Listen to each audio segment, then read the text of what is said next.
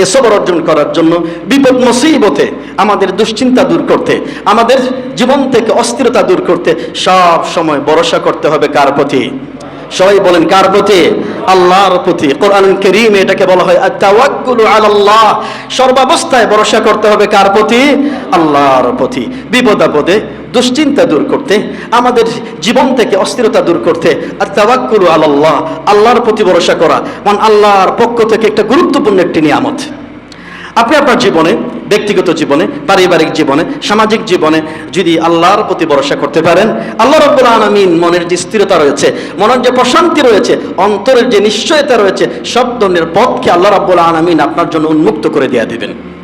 আমাদের বিশ্বাস করতে হবে এই বর্তমান জীবনে, আমাদের ব্যক্তিগত জীবনে বলেন, আমাদের পারিবারিক সামাজিক জীবনে বলেন, যত ধরনের বালা মুসিবতের আমরা সম্মুখীন হই, এই সমস্ত বালা মুসিবত দূর করার জন্য যত উপায় অবলম্বন করে, এই সবটুকু হলো আসবাব, উপায়, উপকরণ। আমাদেরকে বিশ্বাস করতে হবে আমরা আমাদের জীবন থেকে যত ধরনের বালা মুসিবত দূর করার চেষ্টা করি না কেন, এই সবগুলি হলো উপায়, উপকরণ। সবগুলি কি? উপায়, উপকরণ। কিন্তু মূল সমস্যার সমাধানের মালিক কে? আল্লাহ রাব্বুল আলামিন। এই পৃথিবী পরিচালনা করছেন কে? আল্লাহ সুবহানাহু ওয়া তাআলা। তিনি যা চান তাই হয়, তিনি যা চান না তাই হয় না।